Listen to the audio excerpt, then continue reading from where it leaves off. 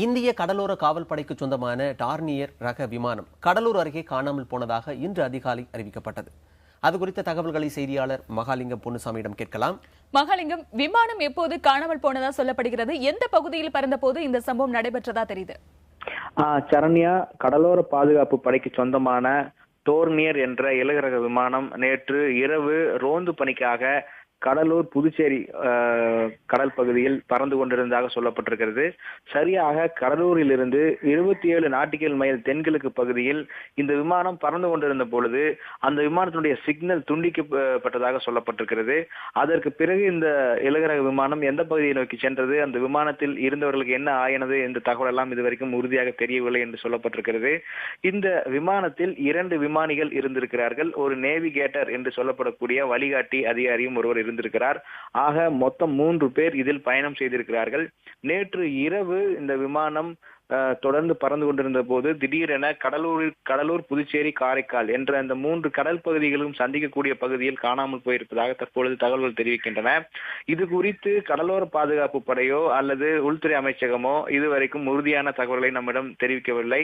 அது மட்டுமல்லாது அந்த விமானம் காணாமல் போன போது அதில் பயணித்தவருடைய விவரங்களையும் நாம் இன்னும் பகிர்ந்து கொள்ளப்படவில்லை. இந்த சூழ்நிலையில் இந்த விமானம் சரியாக திருச்சியில் உள்ள இந்தியன் கோஸ்ட் கார்டு என்று சொல்லப்படக்கூடிய கடலோர பாதுகாப்பு படைக்கு சொந்தமான ரேடார் பதிவு மையம் இருக்கிறது. அந்த ரேடார் பதிவு மையத்திலே இந்த சிக்னல் துண்டிக்கப்பட்ட சம்பவம் எல்லாம் பதிவாயிருப்பதாக சொல்லப்பட்டிருக்கிறது. எனவே தற்போதைக்கு ஒரு கடுமையான நெருக்கடியில் கடலோர பாதுகாப்பு படை இருக்கிறது என்றுதான் சொல்ல வேண்டும். இந்த டோர்னியர் இலகுரக விமானம் இன்று காலையில் தற்பொழுது காணாமல் போயிருப்பதாக வெளிப்படையாக அறிவிப்பு வெளியிடப்பட்டது. அதற்கு பிறகு தற்பொழுது தொடர்ந்து அதை தேடும் பணியிலும் கடலோர பாதுகாப்பு படை உள்ளிட்ட படையெல்லாம் ஈடுபட்டு கொண்டு இருக்கிறார்கள். சரண்யா, மகாலிங்கம், விமானத்தை தேடுற பணி எந்த அளவுக்கு இருக்கு? அது மட்டும் இல்லாம சீக்கிரமா அதை கண்டுபிடிக்கிறதுக்கான முயற்சிகள் எதுவும் நடந்துகிட்டு இருக்கா? மணிமாறன், இந்த இலகுரக விமானம் என்பது மிகவும் சிறிய வகையானது. இது குறிப்பாக இந்த இலகுரக விமானம் மீனவர்கள் ஏதாவது சிக்கலில் சிக்கிக்கொண்டால் காப்பாற்றுவதற்காக இந்த விமானம் சென்று அவர்களுக்கு மீட்கும். அதே போல ரோந்து பணிகளுக்காக இந்த இலகுரக விமானம் பயன்படுத்தப்பட்டு வந்தது. இது கடலோர பாதுகாப்பு படையில் 3க்கும் அதிகமான எண்ணிக்கையில் இந்த இலகுரக விமானம் உள்ளது என்று சொல்லப்பட்டிருக்கிறது. இந்த இலகுரக விமானம் இதற்கு முன்பு விபத்துகள் எல்லாம் சந்தித்தில்லை என்றும் சொல்லப்பட்டிருக்கிறது. இந்த சூழ்நிலையில் எதிர்பாராத விபத்தாகவே இது கடலோர பாதுகாப்பு படை கருதுவதாகவும் அதிகாரிகள் தெரிவித்திருக்கிறார்கள்.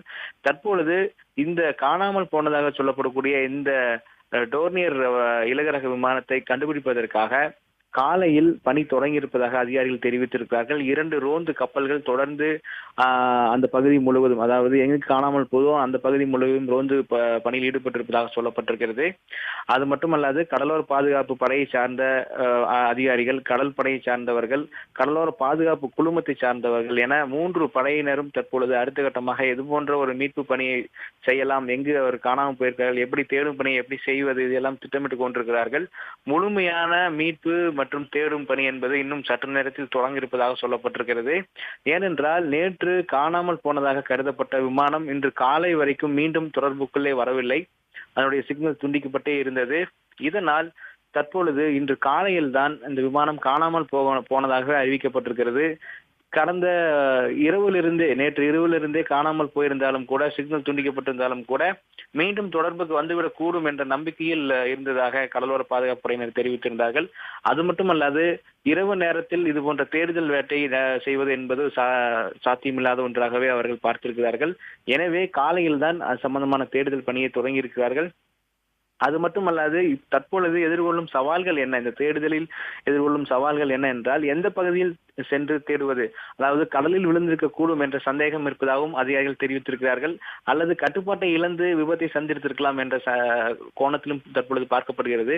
எனவே எந்த பகுதிக்கு சென்று தேடுவது, அது மட்டுமல்லாது இதனுடைய தகவல்களை எப்படி பெறுவது, உதாரணத்துக்கு தற்பொழுது மீன்பிடிக்க செல்லும் மீனவ படகை சார்ந்தவர்கள் எல்லாம் தகவல்களை பெறுவதற்கான திட்டங்கள் வைத்திருப்பதாக அதிகாரிகள் தெரிவித்திருக்கிறார்கள்.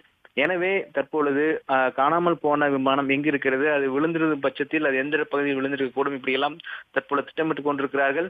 எனவே இது ஒரு மிகப்பெரிய திடீரென்று ஏற்பட்ட மிகப்பெரிய விபத்தாகவே பார்க்கப்படுகிறது. அது மட்டுமல்லாது அடுத்த கட்ட நகர்வு, அதாவது தற்பொழுது தேடும் பணி என்பது இன்னும் சற்று நேரத்தில் தான் தொடங்க இருக்கிறது. அதில் குறிப்பாக கடல் படையினுடைய உதவியும் கேட்டிருப்பதாக கடலோர பாதுகாப்பு படையினர் தெரிவித்திருக்கிறார்கள். கடலோர பாதுகாப்பு குழுமமும் இந்த மீட்பு பணியில் ஈடுபடக்கூடிய வாய்ப்பு இருப்பதாகவும் சொல்லப்பட்டிருக்கிறது. எனவே இந்த படையெல்லாம் ஒருங்கிணைந்து அடுத்த கட்டத்தை நோக்கி தேடுதல் பணியை தொடங்கலாம் என சொல்லப்பட்டிருக்கிறது. மகாலிங்கம் தொடர்ந்து இணைப்பில் இருங்க. இது குறித்து பேசுவதற்காக புதுச்சேரி செய்தியாளர் ரஹ்மான் இருக்கிறார், அவரிடம் பேசலாம். ரஹ்மான், ரோந்து பணியின் போது இந்த விமானம் காணாமல் போனதா தெரிய வந்திருக்கு. இந்த விமான பணியை தேடும் பணி தற்பொழுது எந்த நிலையில இருக்கு? அதிகாரிகள் எது போன்ற தகவலை இதுவரைக்கும் தெரிவிச்சிருக்காங்க? அதாவது சரண்யா, இந்திய கடலோர காவல்படை விமானத்தை பொறுத்தவரை, அதாவது சென்னையிலிருந்து புதுச்சேரி, விழுப்புரம், கடலூர், காரைக்கால், நாகை மாவட்டத்துடைய கடல் பகுதியிலே அவருடைய கண்காணிப்பு வந்தானது தினந்தோறும் நடந்து கொண்டிருக்கும். அந்த வகையிலே நேற்று மாலை சென்னையிலிருந்து புறப்பட்டதாக சொல்லப்படுகின்ற அந்த விமானமானது நள்ளிரவு, அதாவது 11 மணிக்கு அது மீண்டும் அது சென்னை திரும்ப வேண்டும். ஆனால் இரவு 12 மணி வரை 11 மணி வரை திருச்சியில் இருக்கக்கூடிய இந்த ரேடார் நிலையத்திலே அந்த சிக்னல் துண்டிக்கப்பட்டிருக்கின்றது. இதனைத் தொடர்ந்து உஷாரான இந்திய கடலோர காவல்படை அதிகாரிகள் தொடர்ந்து தேடுதல் வேட்டையில் ஈடுபட்டிருக்கின்றார்கள். இந்த நிலையிலே, அதாவது இந்த ஆம்லா ஆபரேஷன் என்ற அந்த பாதுகாப்பு ஒத்திகை நடைபெறுவதாக இருந்த நிலையிலே அதற்கு தயாராக இருந்த இந்திய கடலோர காவல்படையுடைய கப்பல்கள், சிறிய கப்பல்கள், பெரிய கப்பல்கள் அனைத்துமே இந்த தகவல் கிடைத்தவுடன் அவர்கள் அந்த பாதுகாப்பு பணியில் அதை தேடும் பணியில் ஈடுபட்டிருப்பதாக தெரிய வந்திருக்கிறது. இந்த சம்பவமானது, அதாவது புதுச்சேரி கடலூரில் இருந்து 27 கடல் மைல் தூரத்திலும், அதாவது தென்கிழக்கு பகுதியிலும், காரைக்காலில் இருந்து 32 கிலோமீட்டர் வடக்கு பகுதியிலும் இந்த விமானத்துடைய அந்த சிக்னல் துண்டிக்கப்பட்டிருக்கா தெரிய வந்திருக்கு. ஆகவே இந்த பகுதியிலே தான் அந்த விமானம் காணாமல் சென்றிருக்கும் என்று சொல்லப்படுகின்றது. இந்த நிலையிலே, அதாவது இந்த விமானத்தை கண்டுபிடிப்பதற்கான முழு முயற்சியிலே இந்திய கடலோர காவல்படையை சேர்ந்த சிறிய கப்பல் முதல் பெரிய கப்பல் வரை இன்று விடியற்காலை முதல் கடல் பகுதியை முற்றிலும் தேடுதல் பணியில் ஈடுபட்டிருப்பதாக தெரிவித்திருக்கின்றார்கள். அது மட்டுமல்லாமல் தற்போது புதுச்சேரி, காரைக்கால் உள்ளிட்ட பகுதியில் இருக்கக்கூடிய மீனவர்களுக்கு அந்த பன்மொழி வானொலி நிலையம் மூலம் அவர்களுக்கு அறிவிப்பு செய்யப்பட்டிருக்கின்றன. அதாவது கடலிலே இது போன்ற விமானம் கொடுத்த தகவல் ஏதாவது கிடைத்தால் உடனடியாக தகவல் தெரிவிக்க வேண்டும் என்றும், அது மட்டுமல்லாமல் பல்வேறு ஆராய்ச்சி நிறுவனம் மூலம் மீனவர்களுக்கு தரக்கூடிய தகவல்கள், அதாவது குறுஞ்செய்தி மூலம் தகவல்களுக்கும் இது போன்ற தகவல்கள் அந்த மீனவர்களுக்கு, கடலில் இருக்கக்கூடிய மீனவர்களுக்கு தற்போது தரப்பட்டிருக்கின்றன. தொடர்ந்து அவர்கள் தேடுதல் பணி ஈடுபட்டு வருகின்றார்கள். ஆகவே இந்த பணியில் யார் யார் ஈடுபட்டிருக்கின்றார்கள் என்பது குறித்தான சரியான விவரம் இதுவரை தெரியப்படவில்லை. இருந்த போதிலும் புதுச்சேரி மற்றும் காரைக்கால் பகுதியில் இருக்கக்கூடிய மாநில கடலோர போலீசாருக்கும் தற்போது தகவல் கிடைத்திருக்கின்றன. அவர்கள் இன்று ஆம்லா ஆபரேஷன் ஒத்திகைக்காக கடலுக்கு செல்ல இருந்த நிலையிலே அது நிறுத்தப்பட்டிருந்தது. தொடர்ந்து அவர்களும் தேடுதல் பணியில் ஈடுபடுவார்கள் என்று தெரிய வருகின்றது. ஆகவே தற்போது மீண்டும் ஒரு அரை மணி நேரத்துக்கு பிறகு இது குறித்தான உரிய தகவல் தெரிய வரும். சரண்யா, ரகுமான், நீங்க இணைப்பிலேயே இருங்க. மகாலிங்கம், இந்த ஆபரேஷன் ஆம்லா நிறுத்தப்பட்டதுக்கும் இப்ப இந்த இலகுரக விமானம் காணாமல் போனதுக்கும் ஏதாவது தொடர்பு இருக்கா? நிச்சயமாக. ஏனென்றால் காலை 6 மணிக்கு ஆம்லா ஆபரேஷன் தொடங்கி விட்டதாக அதிகாரிகள் உறுதி செய்தார்கள். ஆனால் சரியாக 6:30-35 மணி அளவில் ஆம்லா ஆபரேஷன் திடீரென கைவிடப்பட்டதாக அதிகாரிகள் தெரிவித்தார்கள். குறிப்பாக ஆம்லா ஆபரேஷன் என்பது மத்திய உள்துறை அமைச்சகத்தின் உத்தரவின்படி ஒவ்வொரு ஆண்டும் 2 முறை கடலோர பாதுகாப்பை உறுதி செய்வதற்காக நடத்தப்படும் ஒத்திகையாகும். இந்த ஒத்திகை தமிழகத்தை பொறுத்த வரைக்கும் திருவள்ளூரில் தொடங்கி கன்னியாகுமரி வரை அனைத்து கடலோர மாவட்டங்களும் பங்கு பெறும். கடற்படை, கடலோர பாதுகாப்பு படை, கடலோர பாதுகாப்பு குழுமம் மற்றும் மீன்வளத்துறை, இப்படி பல அமைப்புகளை சார்ந்த துறைகளை சார்ந்தவர்கள் இந்த ஒத்திகையில் ஈடுபடுவார்கள். இன்று காலையில் தொடங்கியதாக சொல்லப்பட்ட ஆம்லா ஆபரேஷன் சற்று நேரத்தில் ஒத்திவைக்கப்படுவதாக தெரிவிக்கப்பட்டது. இது சம்பந்தமாக அதிகாரிகள் கருத்துக்களை தெரிவிக்கவில்லை. எதன் காரணமாக ஆம்லா ஆபரேஷன் திடீரென கைவிடப்பட்டது என்று கேட்டபொழுது அதற்கான தகவல் உடனடியாக தெரிவிக்கவில்லை. அதற்கு பிறகு நாம் நடத்திய விசாரணையில் தான் ஆம்லா ஆபரேஷன் உடனடியாக கைவிடப்பட்டதற்கு காரணமே இந்த டோர்னியர் என்று சொல்லப்படக்கூடிய இலகுரக விமானம் காணாமல் போனதுதான் என்று தெரிய வந்திருக்கிறது. குறிப்பாக இந்த டோர்னியர் இலகுரக விமானம் நேற்று இரவிலிருந்தே தொடர்பில் இல்லாமல் இருந்திருக்கிறது. ஆனால் காலையில் தான் அது காணவில்லை என்ற ஒரு அறிவிப்பை கடலோர பாதுகாப்பு படையினர் தெரிவித்திருக்கிறார்கள். குறிப்பாக இந்த ஆம்லா ஆபரேஷனிலே கடலோர பாதுகாப்பு படையினுடைய பங்கு என்பது மிகப்பெரிய பங்கு இருக்கிறது. எனவே தற்பொழுது காணாமல் போன விமானத்தை தேடும் பணியில் முழுமையாக கடலோர பாதுகாப்பு படை தன்னை ஈடுபடுத்தி வருவதாக சொல்லப்பட்டிருப்பதால் இந்த ஆம்லா ஆபரேஷனை உடனடியாக கைவிட வேண்டிய நிர்பந்தம் தமிழக காவல்துறைக்கு ஏற்பட்டிருக்கிறது.